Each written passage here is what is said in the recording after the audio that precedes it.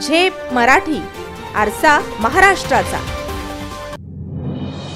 धुळ्यात लाचखोर औषध निरीक्षकावर कारवाई। घर झडतीत सापडली तब्बल 50 लाखांची संपत्ती। दोन्ही आरोपींना न्यायालयाने सुनावली पोलीस कोठडी।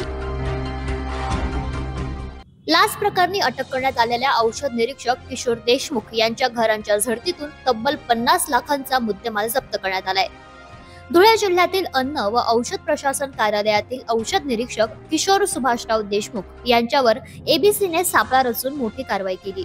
या कारवाईत देशमुख आणि त्यांचा पंटर तुषार भिकचंद जैन यांना काल 8,000 रुपयांची लाच घेताना रंगेहात पकडण्यात आले होते। त्यानंतर आज 12 मार्च रोजी जळगाव आणि धुळे येथील त्यांच्या राहत्या घरांची झडती घेण्यात आली असता तेथून जवळजवळ 50 लाख रुपये किमतीचा मुद्देमाल जप्त करण्यात आलाय।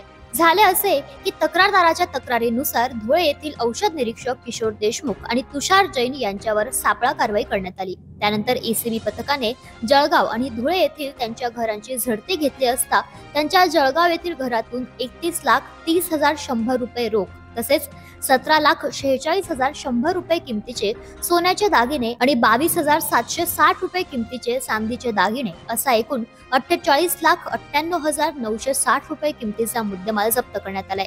याबरोबरच त्यांच्या धुळे येथील घरातून 75,810 रुपये रोख रक्कम देखील जप्त करण्यात आली। संपूर्ण तपासणीनंतर एकूण 49,73,950 रुपये किमतीचा बेहिशेबी मुद्देमाल जप्त करण्यात आलाय। या कारवाईनंतर आझाद नगर पोलीस स्टेशन येथे गुन्हा दाखल करण्यात आलाय। न्यायालयाने दोन्ही आरोपींना 13 मार्च 2025 पर्यंत पोलीस कोठडी सुनावली आहे। ही कारवाई नाशिक परिक्षेत्राच्या लाचलुचपत प्रतिबंधक विभागाच्या पोलीस अधीक्षक शर्मिष्ठा घारगे वालावलकर आणि धुळे विभागाचे पोलीस उपअधीक्षक सचिन साळुंखे यांच्या मार्गदर्शनाखाली करण्यात आली। प्रतिनिधी कार्तिक सोनवणे, झेप मराठी, धुळे। अशाच वेगळ्या आणि ताज्या बातम्यांसाठी पाहत रहा झेप मराठी, आरसा महाराष्ट्राचा। संपादक प्राध्यापक अनिल चव्हाण, धुळे।